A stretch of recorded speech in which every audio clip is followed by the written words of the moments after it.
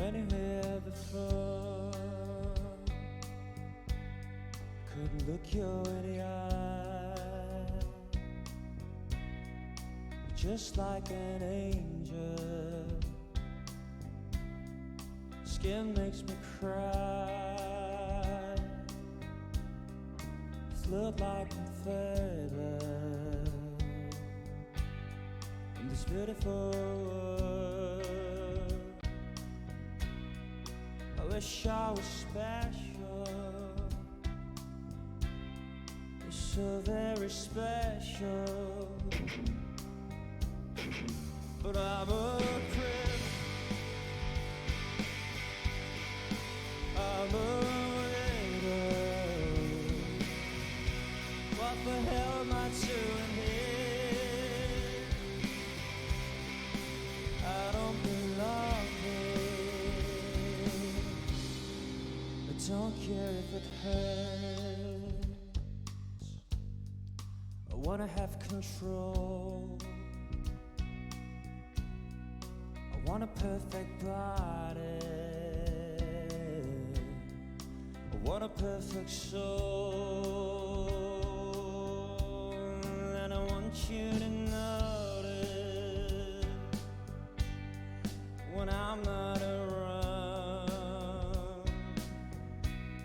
You're so very special, and I wish I was special, but I'm a creep, I'm a widow. What the hell am I doing here? I don't belong here. Oh, oh, she's ready now.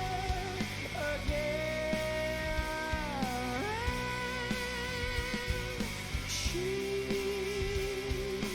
run, run, run,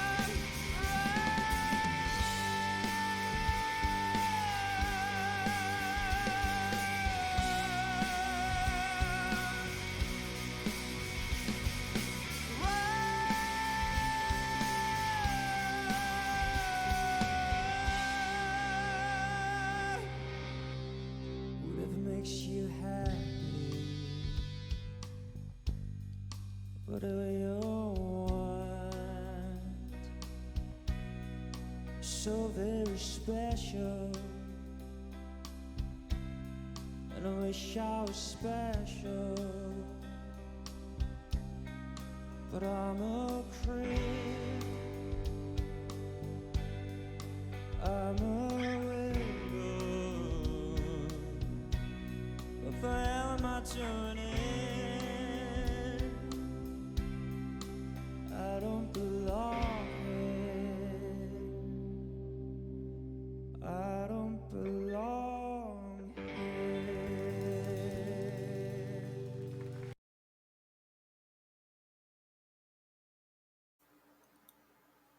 안녕하세요.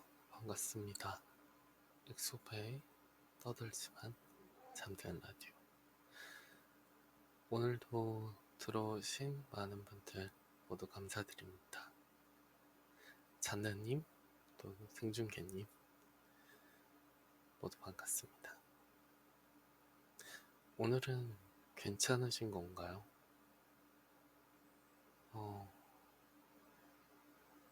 오늘은 괜찮지 않지만 제가 멀쩡해질 수 있는 약을 찾았습니다. 그래서 어제와 같은 실수를 다시 하지 않으려 합니다.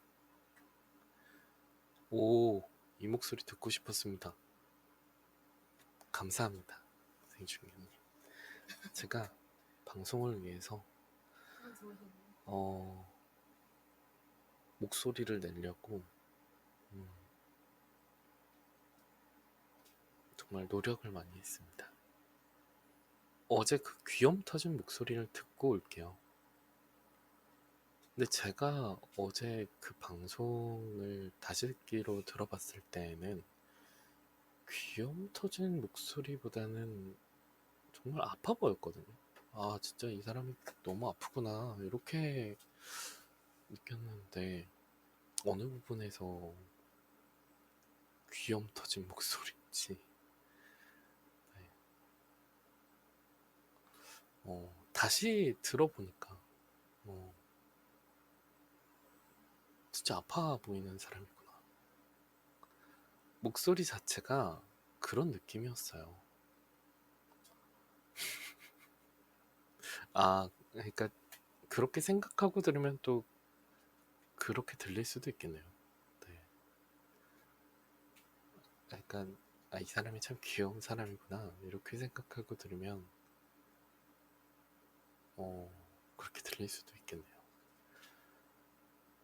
아파 보이시긴 했는데, 그래도 잘 회복하셔서 다행이에요. 회복하지 않았습니다. 여전히 제 체온은 39도, 38도 왔다 갔다 거리는 중이고요. 어제는 갑작스럽게, 그리고 또 일이 너무 늦게 끝나서 뭘 어떻게 대처할 수 있는 게 아무것도 없었어요. 근데 오늘 아침에 대처할 수 있는 모든 수단을 다 동원해서 제가 그나마 좀 걸어 다니고 어제와 같은 상황을 만들지 않을 수 있는 그런 약을 찾았기 때문에 회복이 전혀 안 된 상태지만 방송을 위해서 어, 목소리라도 그나마 나오게 해야겠다라는 그런 투지로 여기까지 올라왔다는 점, 예, 알아주셨으면 좋겠고요. 저는 이제 한 3, 4시간 뒤면 이 약효가 떨어져서 또 바들바들 떨 예정입니다. 어제는 말씀드렸듯 대처할 수 있는 모든 수단들이 없었기 때문에 그랬고요. 오늘은 병원도 가고 약도 2번이나 받고 네, 그럴 것 같습니다. 아직 회복 단계는 아니고요. 그래도 다행이네요.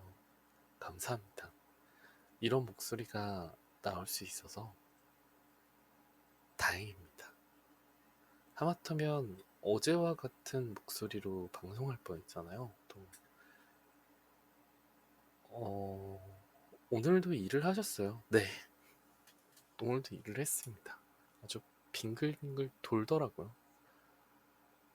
체온이 무리하면 무리할수록 계속 상승을 하고 또 제가 동물보건사 일을 하고 있는데 이제 수술을 하고 수술을 깰 때 동물들의 체온이 낮아서 드라이기로 이제 체온을 올리는 그런 처치를 하는데 제, 제 체온도 같이 올라갑니다. 그럴 때마다. 그래서 오늘 하루 종일 38.7도로 일을 하다가 마지막에는 역시나 모든 것들이 다 몰려와서 39.5도에서 진짜 머리가 터질 것 같더라고요. 약을 먹고 투썸 플레이스에 가서 팥빙수를 먹고 거기서 졸았습니다. 그리고 나서 집에 돌아왔는데 저희 병원에 그 고압산소라는 게 있어요. 그러니까 챔버인데 산소 챔버 거기에 들어가서 이제 산소를 한 20분 정도 이렇게 온몸으로 쬐면 좀 회복할 수 있다고 얘기를 해서 거길 들어갔다 나왔는데 그 이후로 그거 있죠. 왜 비행기 타면 고막이 먹먹해지는 거. 왜 산 같은데 이런 데 올라가면 귀가 먹먹해지는 그런 느낌 있잖아요. 하루 종일 그런 느낌이 나는 거예요. 근데 이제 저는 프리다이빙이랑 스킨스쿠버를 배워서 그랬을 때 어떻게 해야 되는지 알고 있었는데 39도가 됐을 때 내가 드디어 귀가 멀어가나라는 생각으로 분명히 핸드폰으로 음악을 크게 켰는데도 안 들리더라고요. 이게 무슨 일이지라고 하면서 잠이 오고 집에 올 때까지도 이게 무슨 일인지 하다가 이제 이퀄라이징이라는 게 있거든요. 이렇게 코를 막고 흡 하면은 흡 이렇게 흡 고막을 부풀릴 수 있는 그런 이퀄라이징이라고 하는데 그걸 하니까 귀가 들리더라고요. 그래서 제 몸에 있는 모든 기관들이 산소가 충만하구나. 네, 그렇게 생각하고 집으로 돌아왔는데요. 열은 아직도 떨어지지 않고 있습니다. 근데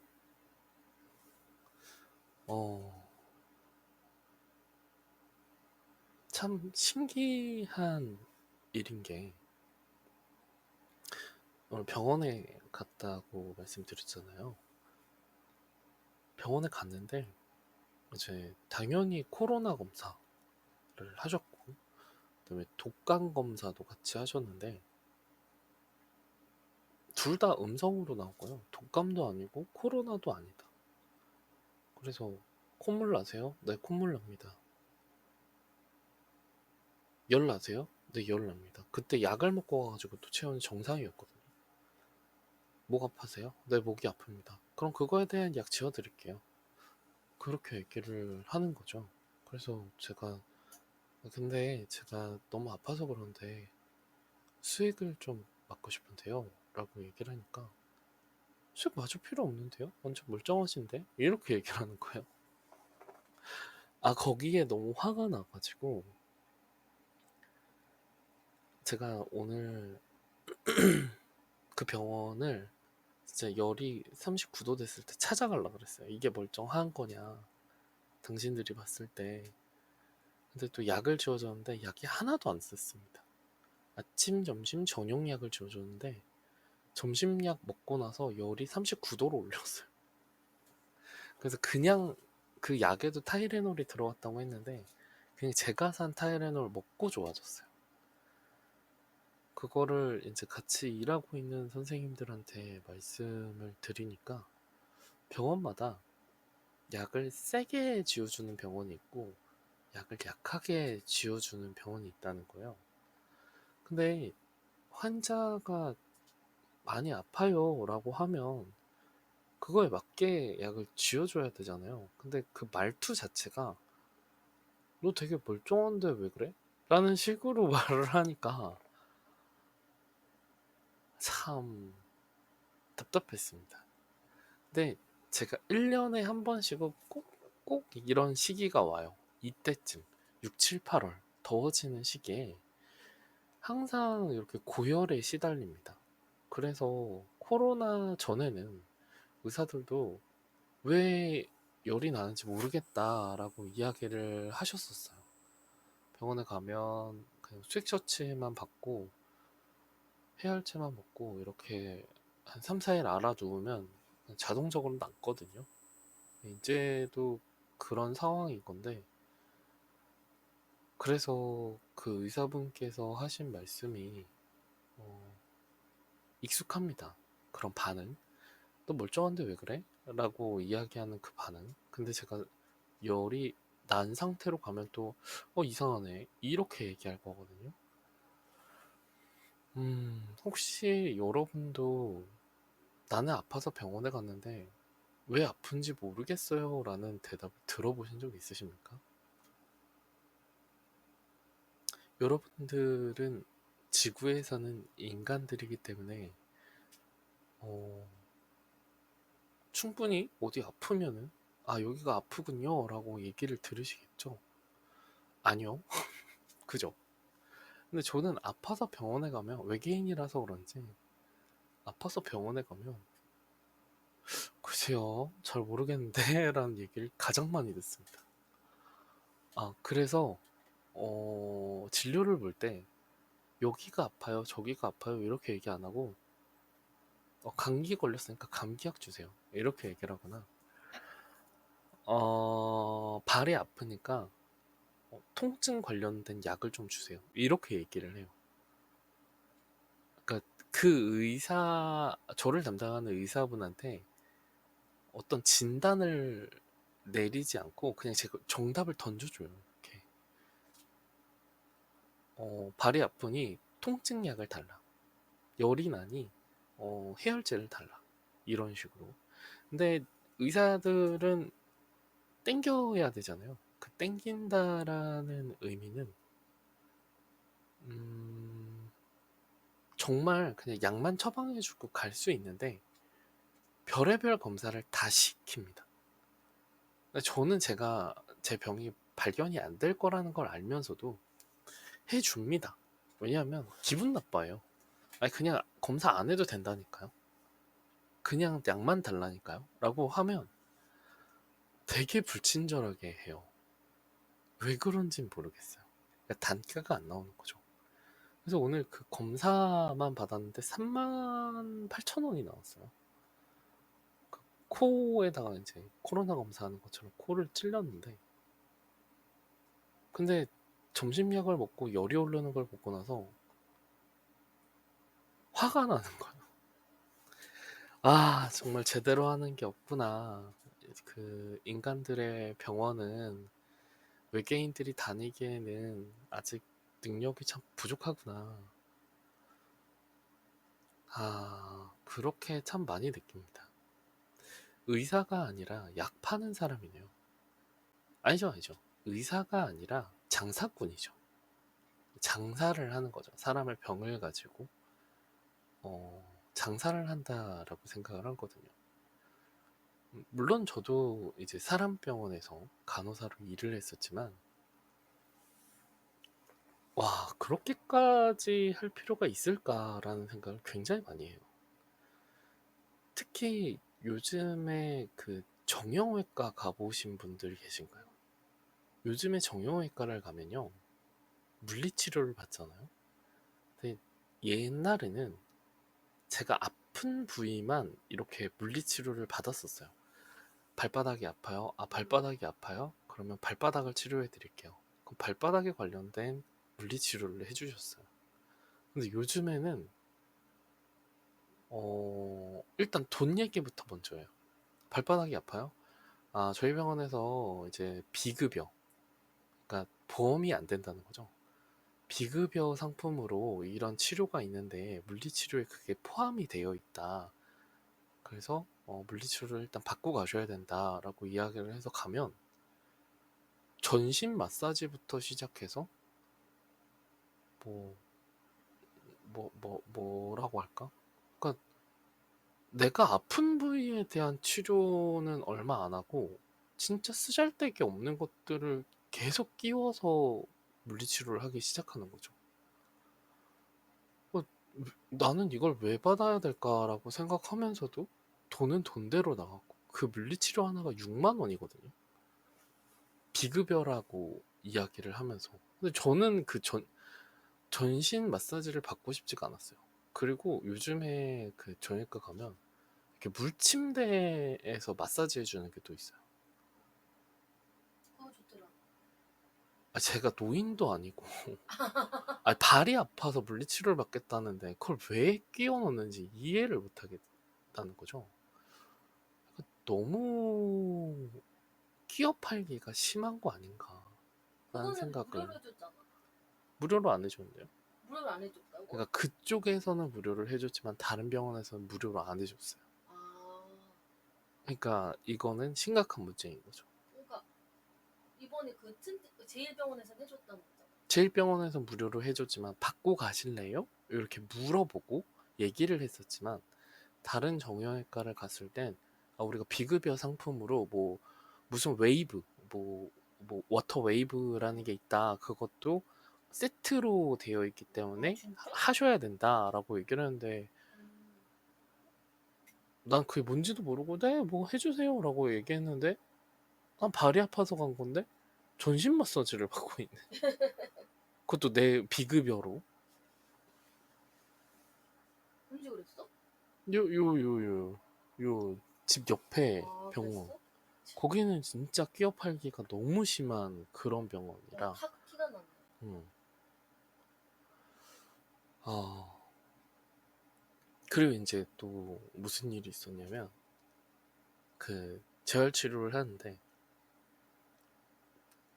체외 충격파라는 게 있어요. 이제 딱딱딱딱딱딱 거리면서 이렇게 충격을 주는 그런 치료인데, 아프면 어떻게 좀 하게끔 하던가 아니면은 못하겠어요 라고 하면 그 비용에 대해서는 빼던가 해야 되잖아요. 근데 이제 그것도 끼워 판 거예요. 체외 충격파를 상의도 없이. 네, 물리치료 합니다 라고 얘기를 하고 모든 게 그 패키지에 들어있던 거죠. 체외 충격파를 하는데 너무 아픈 거예요. 그래서 와 너무 아파요 막 이렇게 얘기했는데 거기에 계신 분이 하실 거예요 안 하실 거예요 이렇게 얘기를 하는 거예요. 그래서 못하겠는데요 제가 그랬어요. 그럼 안 하시는 걸로 할게요 이러고 돈은 내고 했다는 거죠. 일단 나는 했다. 고소 안 돼요? 몇만 원을 가지고 고소하고 싶진 않았어요. 다신 안 가면 되지. 그냥 그 병원은 안 가야겠다. 장사하는 병원이니까 안 가야겠다. 그냥 그렇게. 요즘에 제일 무서운 거는 고소보다 댓글이거든요. 한국에서는 그 마케팅을 굉장히 많이 합니다. 근데 조만간 그 병원에 아주 재밌는 댓글을 하나 달까 싶습니다. 네. 양심적으로 정말 환자의 치료를 위해서 헌신하는 의사들도 있는 반면에 자신이 이득을 보기 위해서 정말 많은 상품을 끼워서 팔고 의사가 치료를 하는 게 아니라 병을 가지고 상품을 파는 그런 한국의 문화. 그래서 제일 좋은 건 아프면 안 된다는 얘기입니다. 우리는 그걸 막을 수가 없거든요.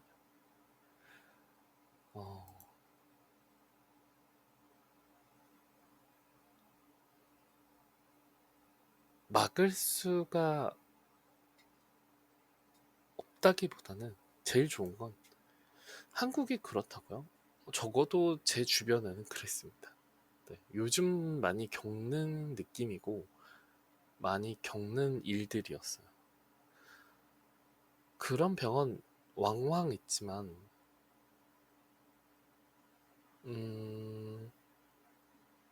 해외에는 어떤지는 모르겠어요.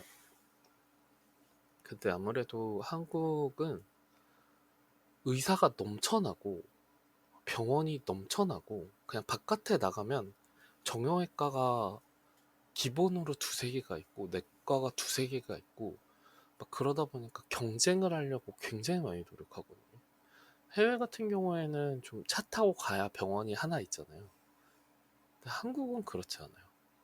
한국은 바깥에 나가면 내과가 너무 많고 이비인후과가 너무 많고 그래서 어디 가야 될지 모르겠어요. 그 많은 병원 중에 어떤 병원이 잘하는가 이런 고민을 해야 됩니다.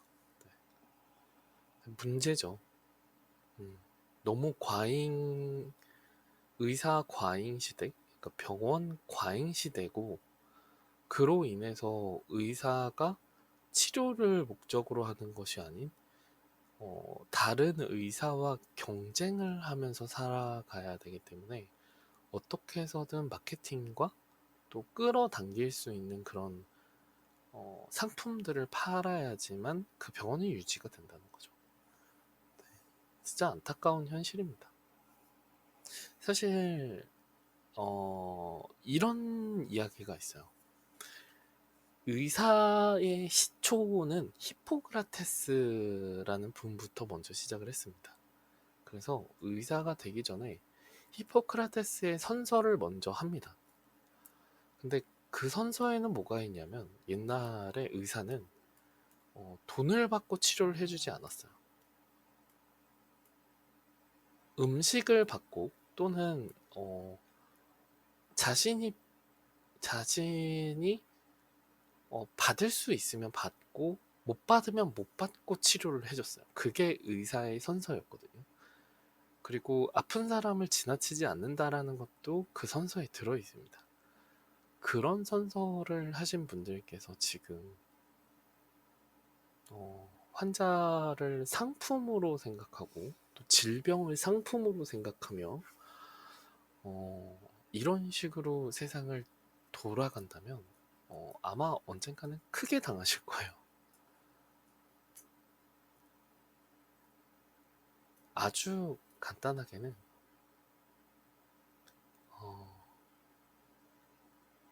아파도 병원에 안 가는 사람들이 늘을 수도 있습니다. 정말로. 네, 웬만하면 병원 안 가는. 그러니까요. 누가 의사를 믿겠어요. 근데 믿지 않으면 내가 아픈데. 이게 현실이잖아요. 참 모순이죠. 이거 자체가. 그래서 저는 개인적으로는 웃음 대망님과 저는 웃음 대망님은 간호조무사라는 그런 자격증을 땄고요. 그래서 의료계에 대해서 좀 알고 있고요. 그 다음에 저 같은 경우에도 간호조무사, 또 간호사라는 면허를 땄습니다. 그래서 딱 병원을 가면 이 의사가 장사를 하네. 이 의사가 진짜 환자에 대해서 진료를 보내를 딱 알 수 있습니다. 그냥 친절하고 안 친절하고의 문제가 아니라 상품을 팔려고 하는 건지 진료를 보려고 하는지에 대한 평가는 내릴 수 있어요. 그래서 제가 똑똑해져야 된다고 이야기했잖아요. 많은 분들이 간호사 또는 간호조무사, 아무튼 병원에서 일할 수 있는 자격증을 따서 스마트 하셨으면 좋겠어요. 그러면 이런 덤탱이를 안 쓰잖아요. 그리고 또 의료에 대해서도 지식을 많이 알게 되고, 그러면 조금 더 이런 일들이 예방되지 않을까라는 생각을 합니다. 근데 사실 뭐 많은 시간을 들이는 것도 아니고 한국에서는 딱 1년만 공부하면 딸 수 있는 그런 자격증이거든요. 그것만 따더라도 저는 어떤 병원을 믿고 갈 수 있는지에 대한 평가는 내릴 수 있다라고 생각을 해요.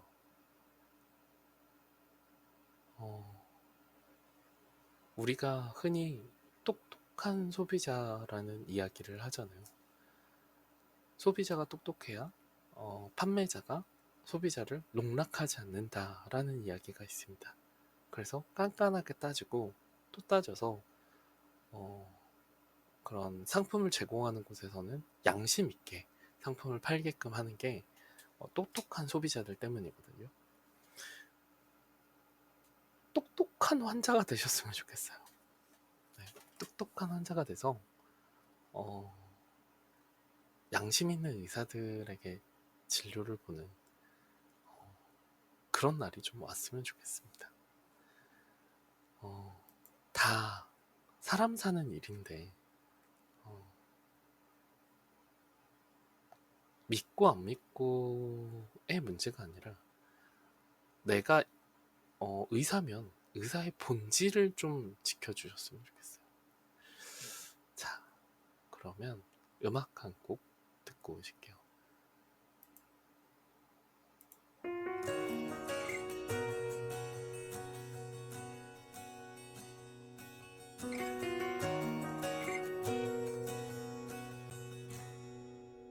Welcome to the planet. Welcome to existence. Everyone's here.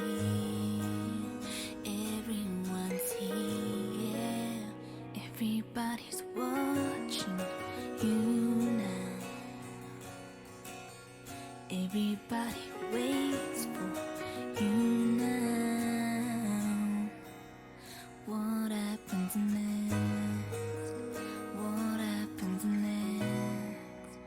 Tell you to move, tell you to move, tell you to lift yourself up off the floor. Tell you to move, tell you to move, like today it never happened, today it never happened.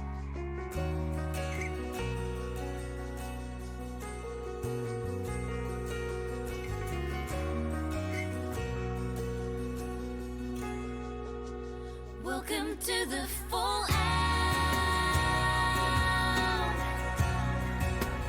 Welcome to resistance. The tension is here. The tension is here. Between who you are and who you could be. Between how it is and how it should be. Yeah. Tell you to move. Tell you to move. Tell you to lift yourself up off the floor. Tell you to move. Tell you to move. Like today never happened. Today never happened. Maybe redemption has stories to tell. Maybe forgiveness is right where you fell. Where can you run to escape from yourself? Where you gonna go? Where you gonna go? Salvation is here.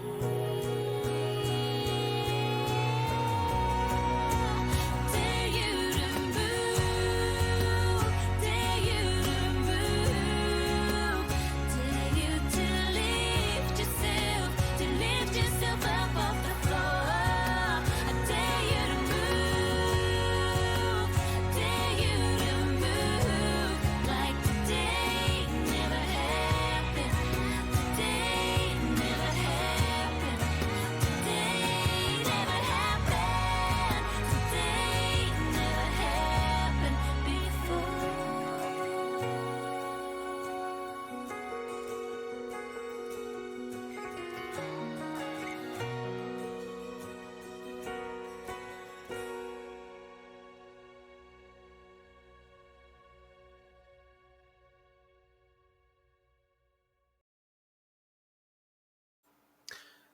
네, 제이슨 리의 Dear You to Move 듣고 오셨습니다.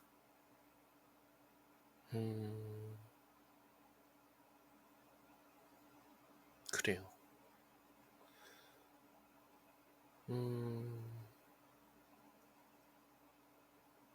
어쩌면은 네. 그래요. 네. 어쩌면은 우리가 합리적인 의심이 있고 불합리적인 의심이라는 게 있거든요. 그러니까 합리적인 의심이라는 건 충분히 의심을 할 만한 일이 발생했을 때는 합리적인 의심이라고 이야기합니다. 근데 누가 생각해도 말도 안 되는 거고 말도 안 되는 의심인 거고 그리고 저런 생각을 왜 하나라고 싶을 정도로 생각하는 게 불합리적인 의심입니다. 예를 들자면 우리가 과일을 사는데 이 과일은 과연 달까 안 달까에 대해서 합리적인 의심을 할 수 있잖아요. 근데 과일 장수는 그런 합리적인 의심을 하는 소비자를 위해서 과일을 깎아서 맛보라고 이렇게 과일을 한 조각씩 줍니다. 그러면 그 의심이 좀 사라지죠.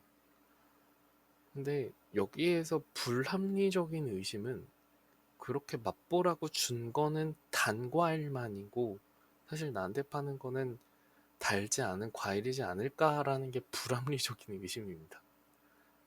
이게 어떤 차이인지 아시겠죠? 또 하나 예를 들어 볼게요. 얼마 전에 한국에서는 맥도날드 사건이 있었습니다.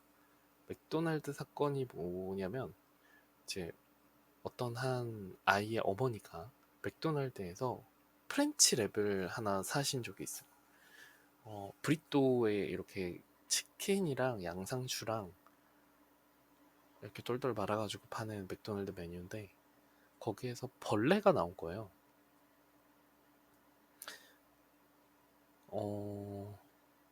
그래서 맥도날드에 전화를 해서 아니 어떻게 이럴 수가 있습니까? 라고 얘기를 했는데 맥도날드 측에서 아니 그거를 가지고 오시면 저희한테 보내주시면 저희가 보고 판단하도록 하겠습니다 라고 해서 그걸 가지고 오라는 거예요. 아니 그게 증거 자료인데 그거를 주면 어떡합니까? 맥도날드 본사에서 그렇게 얘기를 한 거예요. 그래서 이분이 말도 안 되는 소리 하지 마세요 라고 하고 이제 뉴스 기자한테 그거를 이제 제보를 한 거죠. 맥도날드에서 이런 일이 있었다. 그랬을 때 소비자들은 이제 프렌치랩을 먹을 때 혹시 내 프렌치랩에도 벌레가 들어있지 않을까라는 합리적인 의심을 할 수 있습니다. 근데 여기에서 불합리적인 의심은 모든 맥도날드에는 벌레가 들어있을 거니까 안 먹어라는 게 불합리적인 의심이거든요. 근데 만약에 샀는데 괜찮으면은 괜찮았구나라고 할 수 있지만 그 전에 합리적인 의심은 할 수 있잖아요. 근데 불합리적인 의심은 저런 일이 있었으니까 맥도날드 이용하지 말아야지. 어디에든 저런 벌레가 들어갈 수도 있어. 라는 게 불합리적인 의심입니다. 이제 조금 이해가 가셨나요? 이것도 약간 어렵나요? 만약에 이해가 되셨다면 제가 이야기한 합리적인 의심은 내가 아파 죽겠는데 병원에 가서 뭔 말인지 알 것 같아요. 그래요? 설명이 잘 됐다니 다행입니다. 그러니까 내가 아파 죽겠는데 지금 아파 죽겠으니까 제가 처음에 얘기를 했잖아요. 한국은 길로 나가면 그러니까 밖으로 나가면 온통 다 병원이라고. 근데 아파 죽겠으니까 눈에 보이는 그런 병원으로 갔겠죠. 예를 들어서 제가 열이 나니까 그냥 가까운 내과로 갔습니다. 내과가 몇십 개는 돼요. 가까운 내과로 갔을 때는 이 병원에서 나를 잘 치료해 주겠지? 라는 합리적인 의심을 할 거예요. 근데 오늘같이 이런 일을 겪고 나면 불합리적인 의심이 들기 시작합니다. 어느 내과를 가도 내 병은 치료가 안 되겠지? 꼭 병원에 갈 필요가 없는 건가? 라는 그런 불합리적인 의심이 되기 시작하거든요. 근데 그 불합리적인 의심을 하게끔 만든 거는 사실 그 사람이 불합리적인 의심을 한 게 아니라 당사자는 따로 있다라고 생각을 해요. 기사거리를 만드신 분, 그리고 또 그런 일들을 벌이신 분들로 인해 불합리적인 의심이 생겨나는 거라고 생각하거든요. 근데 그 불합리적인 의심이라는 게 제가 설명했듯 말도 안 되는 거잖아요. 말도 안 되는 거고 약간 억지 의심인 거잖아요. 억지로 의심이라도 한다.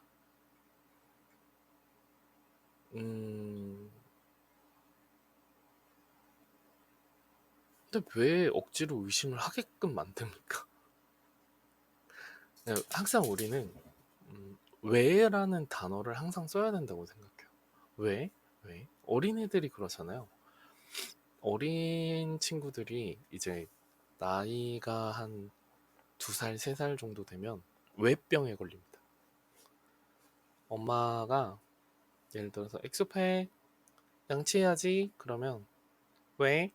이래요. 자기 전에는 양치를 꼭 해야 되는 거야. 왜? 양치하라니까? 왜? 왜 양치를 해야 되는데? 이빨이 썩으니까 양치를 해야 이빨이 안 썩지. 양치를 하면 이빨이 안 썩어? 양치만 하면은 평생 충치가 안 생길 수 있는 거야? 아니, 그런 건 아닌데, 어쨌든 양치를 해야 된다고. 왜? 이 병에 걸립니다. 2살, 3살이 되면. 근데 이거를 끝까지 대답해 줄 수 있는 부모가 없어요. 그러니까, 보통은 다 이렇게, 응, 안 걸려 하면, 왜 안 걸려? 또 이렇게 시작하는 끝이 없어요. 왜 안 걸려? 이렇게 되죠. 뭘 해도 왜가 되는 거예요. 왜? 왜? 왜 해야 돼? 왜 가야 돼? 왜 그래? 이렇게 되기 시작한 거죠. 근데 그게 하기 싫어서가 아니라 그때 나이 때는 충분히 그런 시기가 있대요. 그러니까 어린아이들이 발달될 나이마다 발달되는 그런 뇌의 영역이 있거든요. 근데 그 시기에는 그게 발달되기 위해서 왜라는 질문을 하는 거래요. 근데 현실은 그렇죠. 엑소파에 양치해야지. 왜? 양치 안 해? 왜 양치해야 돼? 일로 와! 이렇게 되는 거죠. 그러면 그 아이는 이제 그 뇌의 영역이 발달이 안 되는 거예요. 근데 제가 아시는 분은 이제 딸을 키우시는데 그 딸이 어렸을 때 외병에 걸린 거예요. 근데 끝까지 대답을 해줬대요. 그러니까 끝을 안 낸 거죠. 제 자느님이 얘기한 것처럼 응, 안 걸려 하면 끝나는 게 아니라 안 걸려. 왜 안 걸려? 어, 양치를 했을 때는 세균이 없어지는 거거든. 그리고 이빨에 있는 프라그들이 다 없어지고 그렇게 됐을 때는 우리 이빨이 아주 건강하게 돼. 왜 건강하게 돼? 음, 양치를 하는 것과 안 하는 것을 비교했을 때는 하는 게 더 세균이 많이 없어지니까. 그러면 엑소파에 너는 양치를 안 하고 이빨에서 세균을 키울 건지 아니면 양치를 하고 입안에서 세균을 없앨 건지는 네가 선택해야 돼. 이렇게까지 이야기를 했다는 거죠. 그러니까 2~3살한테 이렇게까지 얘기할 필요가 없다고 생각하잖아요. 근데 어른이 어른에게 설명하는 것처럼 설명했을 때 그제서야 그래서 양치를 해야 되는구나 라고 이해가 될 때까지 말씀을 하셨대요. 그래서 그 친구가 참 바르게 자랐다는 공부도 잘하고 똑똑하고 그렇게 자랐다는 이야기를 들은 적이 있었는데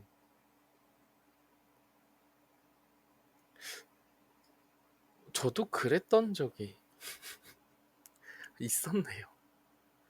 누구나 한 번쯤은 그랬던 적이 있을 거예요. 저마저도 그랬던 적이 있었고. 네. 근데 많이 맞았죠. 왜 하지 마! 이렇게. 왜 하지 말라고! 제가 자꾸 왜라고 하니까 부모님이 뭐라고 하셨나요? 그런 질문을 하는 애들은 위한 지옥이 있단다. 오 마이 갓. 너무 심하게 말씀하신 거 아닐까요?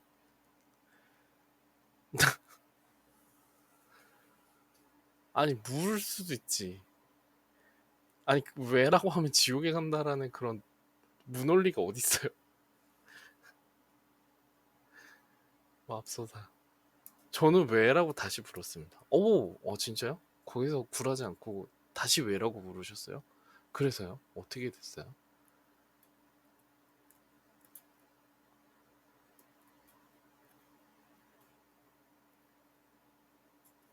기억이 안 나네요. 혹시 머리를 맞으신 건 아니죠, 장르님? 아니면은 그 자리에서 부모님이 그냥 무시하고 가셨거나 아우 저거 끝까지 왜라고 하네 이러면서.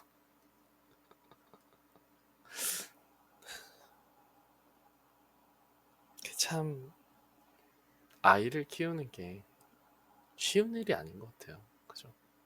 적당히 넘기시지 않았을까요? 그러셨겠죠? 네, 적당히 넘기셨겠죠?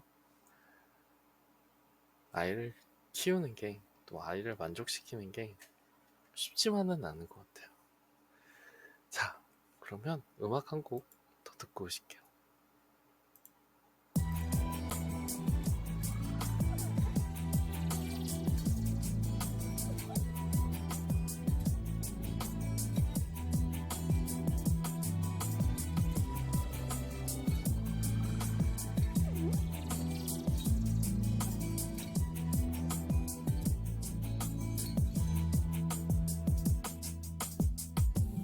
그가 먼저 나간 뒤 홀로 남아 리필을 정했죠. 커피를 기다리면서 잠시 화장을 고쳤죠. 문득 지갑 속에 담은 그가 생각이 나죠. 잘게 조각낸 반쯤 남은 잔에 모두 털어버린 거죠. 아마도 그는 내가 지금쯤은 너무 걱정에 미치겠죠. 자기가 버리고 상심한 그 나머지 자유에 뛰어들진 않을까. 천만에요 멀쩡해요 난. 카페 나온 다음엔 이곳저곳 쇼핑을 했죠. 가장 화려한 걸로 옷도 한 알은 골랐죠. 한참 돌아다닌 동안 차츰 허기가 졌죠. 생각이 나죠. 전화를 하자마자 금세 달려와준 거죠.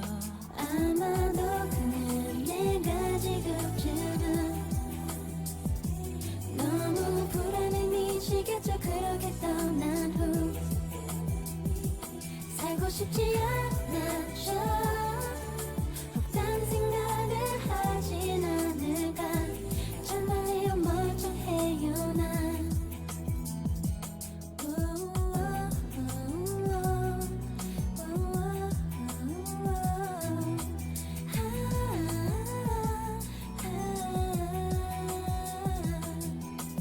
알고 싶어져. 정말 알고 싶어져. 대체 사람들이 이별한 뒤에 그 심정을 알 것 같네요. 나 어떤 마음인지 슬픈 것도 아닌 이 기분.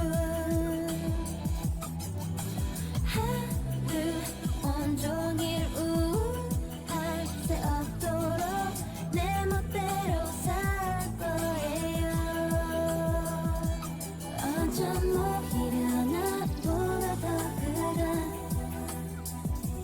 이젠 가슴이 허전하고 힘들지 몰라요. 그럴지도 모르죠. 날 기다리며 후회하는지 천만에요 필요 없죠 난. 헌데 아마도 눈물샘이 고장난 것 같아요.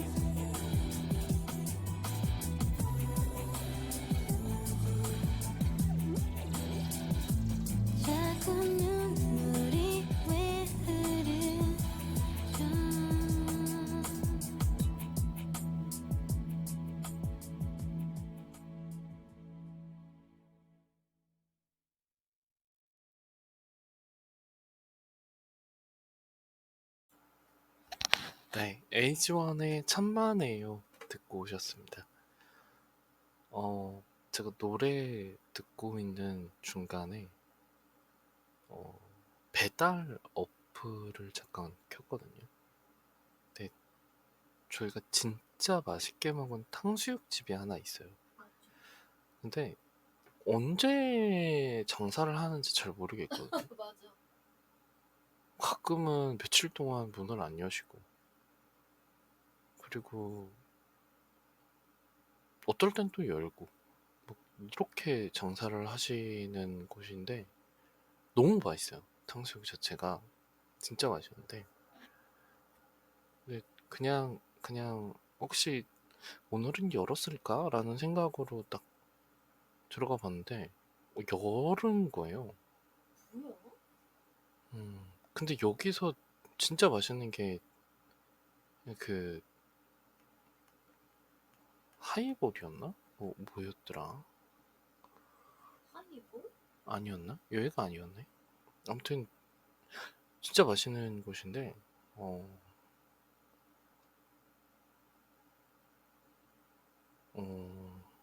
네. 근데 문제는 제가 맛이 안 느껴져요. 코로나가 아니라 편도가 좀 많이 부어서 맛이 안 느껴집니다.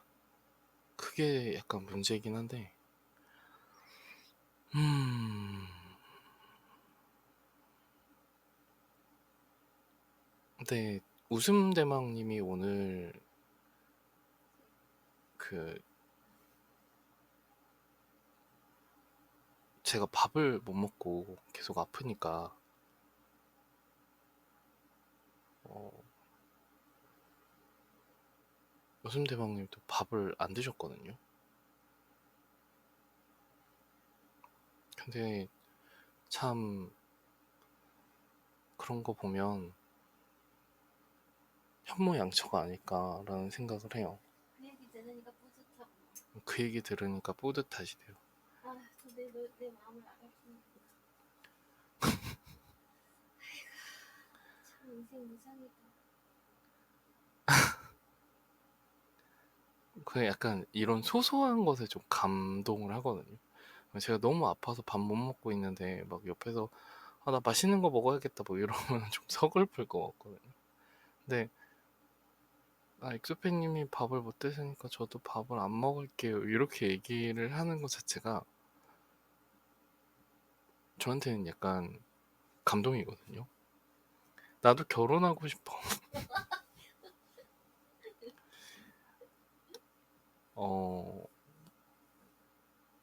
네, 이런 점만 봤을 때는 이제 결혼을 하고 싶다라고 생각하는데 사실 결혼이 그렇게 쉽지만은 않습니다. 네. 그 쉽지만은 않다는 게 이런 인연을 만나기가 쉽지 않은 것 같아요. 그래서 웃음 대망님을 위해서 밥을 좀 먹여야 될 것 같아서 네. 하도 노래를 부르셨거든요. 이 집에서 탕수육을 먹고 싶어요 라는 이야기를 계속 말씀하셔서 네. 그래서 노래 듣고 있는 사이에 주문을 좀 했습니다. 근데 저는 먹을 수 없지 않을까 싶어요. 왜냐면 지금 목구멍으로 물 넘기는 것도 너무 목이 아프거든요. 그리고 맛이 안 느껴지고 그러니까 짠 것도 안 느껴지고 단 것도 안 느껴지고 그런 상태예요. 진짜 다행인 건 제가 약을 먹고 좀 살아나서 다행인 것 같고 확실히 예전에 제가 알았던 그 병이 맞는 것 같아요. 그러니까 그때도 진짜 한 3, 4일 동안 소파에서 계속 누워만 있었어요. 뭘 못했어요. 활동을 하면 열이 올라서 아무것도 못했는데 오늘 그래도 약도 먹었고 어제와 같은 그런 죽을 정도로의 그런 상태는 아니기 때문에 이렇게 컴퓨터로 또 방송을 할 수 있는 체력이 생겼고 그래서 진짜 천만다행입니다. 근데 멀쩡한 건 절대 아니에요. 아직도 열이 나요. 열이 나고 아픈데 오늘 일을 하면서 그런 생각을 참 많이 했거든요.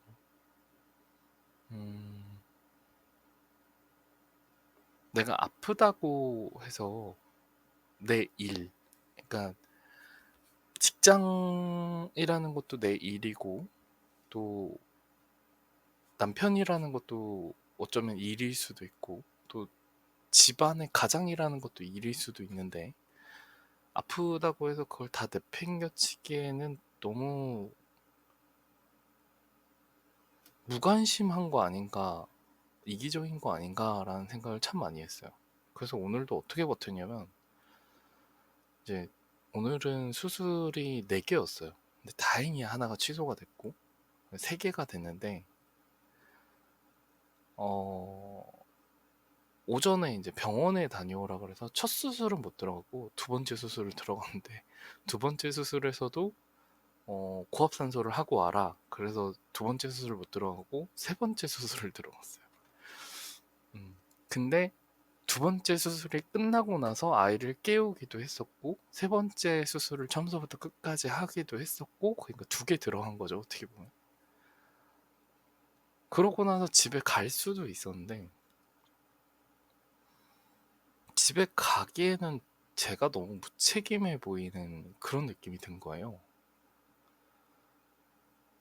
이렇게 나왔으면 정말 최선을 다해서 일을 해야 된다라고 생각을 했거든요.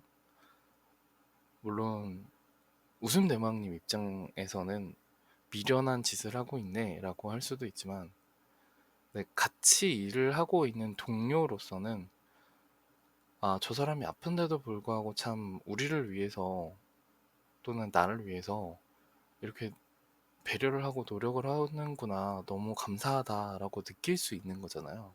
그 사람이 느꼈는지 어떻게 알아? 그렇게 하면서 이제 돈독해지는 거라고 생각을 하고 팀이라는 건 또 그렇게 그런 일들로 인해서 돈독해지는 거라고 생각을 하고 그게 좋은 거지. 그러니까 어떻게 보면은 내가 이만큼 희생한 만큼 이만큼 돌아오기를 바라는 게 아니라 내가 이만큼 희생을 한 것에 대해서 좀 알아주는 거가 감사한 거거든요. 근데 오늘 저는 최대한 아픈 거를 티를 안 내려고 그랬는데 그러니까 말은 했어요. 제가 오늘 열이 많이 납니다. 누구든 얘기는 했어요. 제가 오늘 열이 많이 납니다. 네, 열이 많이 나요. 몸이 아파요. 이렇게 얘기를 했는데 그렇다고 일을 안 하진 않았어요. 웃기도 웃었고 장난도 쳤고 평소와 똑같이 행동하려고 굉장히 많이 노력했거든요. 근데 오히려 그러니까 더 많은 사람들이 걱정을 해주셨던 것 같아요. 엑소페 선생님 괜찮아요? 빨리 집에 가셔야 되는 거 아니에요? 계속 그렇게 얘기를 하셨는데 그 무책임함이라는 것 때문에 집에 갈 수가 없었어요. 내가 조금만 더 하면 다 같이 집에 갈 수 있는데 내가 조금만 더 노력하면 좀 더 일이 줄어들 텐데 이런 걸로 버텼어요. 근데 다른 사람들은 어떨지 모르겠어요. 저는 그렇게 살아왔어서 그런 걸지도 모르겠어요. 조금만 참으면 좋은 날이 올 거야. 조금만 더 버티면 지금 이 환경을 이겨낼 수 있어. 근데 그게 어느 정도 몸에 배고 또 습관이 되고 모든 일을 다 조금만 더 버텨봐. 조금만 더 할 수 있어. 이렇게 하다 보니까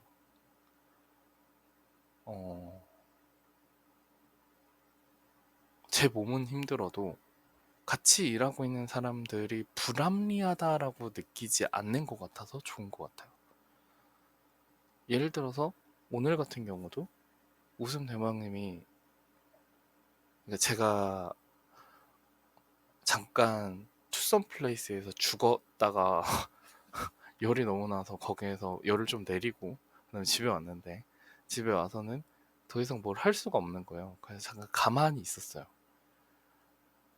그래서 잠깐 잠도 잤었고, 근데 그러고 계속 잤으면은 제 몸은 나아질 수도 있고 안 나아질 수도 있었을 것 같아요. 근데 웃음대왕님이 그럼 나도 굶을래라는 얘기가 자꾸 마음에 걸려서 어, 뭐라도 해줘야 되지 않을까라는 생각을 했었거든요. 근데 또 제가 대단한 건 빌빌대도 한번 뭘 하면 끝까지 해요. 그러니까 이렇게 살아나려고 노력하면 끝까지 살아나요. 물론 조금 있다가 더 아파지겠죠.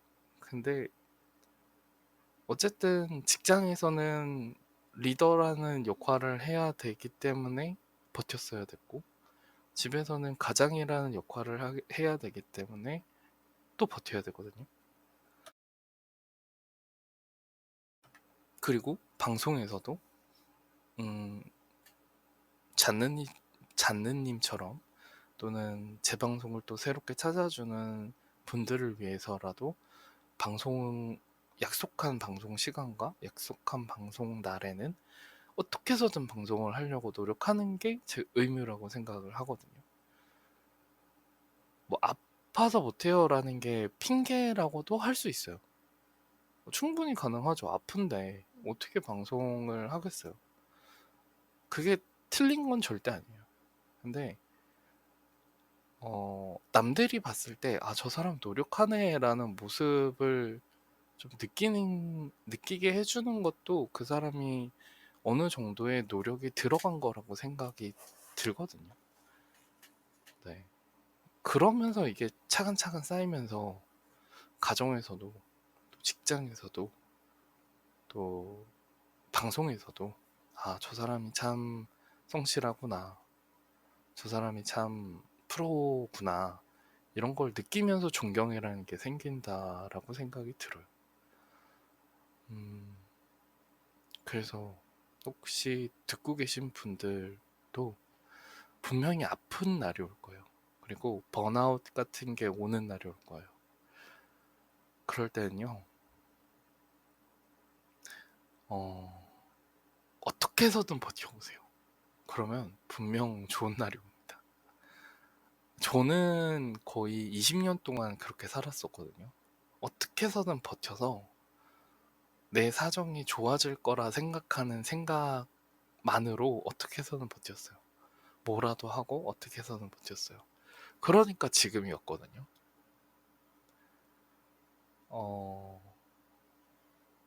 그런 습관은 진짜 좋은 습관인 것 같아요. 그리고 그런 습관은 제가 참 잘 만들었다라고 생각을 하고, 그런 게 언젠가 빛을 내는 그날까지 열심히 살아보도록 하겠습니다. 엑소페의 또다시만 잠든 라디오, 오늘은 여기까지 방송하도록 하겠습니다. 이렇게 마이크로, 물론 좋은 목소리는 아니지만 그래도 마이크와 정상적인 방송 프로그램으로 방송을 오늘 할 수 있어서 너무 다행이고요. 또 오늘 금요일이잖아요. 토일은 또 방송이 쉬는데 여러분들에게 이번 주의 마지막 방송은 이런 목소리로 방송을 할 수 있어서 천만다행이라는 생각이 듭니다. 마지막 곡은 Back to You 태민, 이 곡 들려드리고 저는 물러가도록 하겠습니다. 잔느님 오늘 채팅 참여해 주셔서 너무 감사드리고요. 생중계님 오늘도 이렇게 들어와 주셔서 감사드립니다. 로그인하고 들어주시는 분들, 또 로그인하지 않고 들어주시는 분들, 해외에서 들어주시는 분들 모두 감사드려요. 또 유튜브로 시청하시는 분들도 감사드립니다. 엑소페이 떠들지만 잠드는 라디오 다시 듣기 소개시켜드리고 저는 물러갈게요. 유튜브로 다시 듣기 가능하니까요. 언제든 듣고 싶은 방송 다시 들으러 놀러 오셨으면 좋겠습니다. 자, 그러면 주말 잘 보내시고요. 모두 좋은 밤 되시고 좋은 꿈 보셨으면 좋겠습니다. 월요일 새벽 12시에 또 만나요.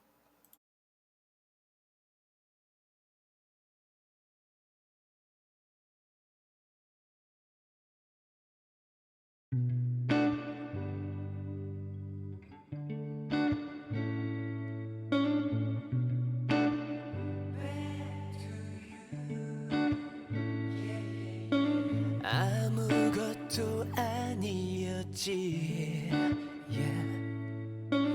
네가 나를 안아주기 전까지 꽤 괜찮은 놈이라는 걸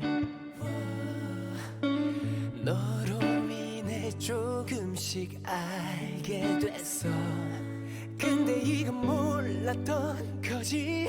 이별 뒤에 노랫말들이 이렇게도 참기 힘든 고통인지. 넌 내가 꾸던 꿈 내가 쉬던 숨 보고 듣고 느끼고 믿었던 세상이 사라져.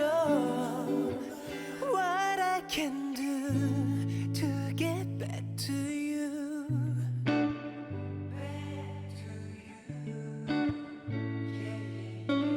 늦기 전에 돌아갈게.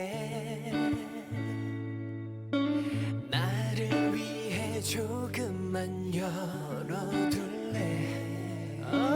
네가 없는 밤은 너무 길어. 기억 없는 약속이라 싫어. 다정한 그 입술로 날 깨워.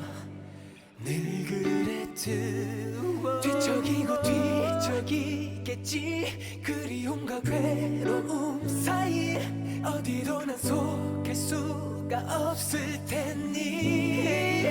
넌 내가 꾸던 꿈 oh baby. 내가 쉬던 숨 내가 쉬던 숨 you know. 보고 듣고 느끼고 믿었던 세상이 사라져. What I can do to get back to you. 모든 기억이 아득해져. 간절한 내 의지와는 반대로 아직 그곳에 서 있기를.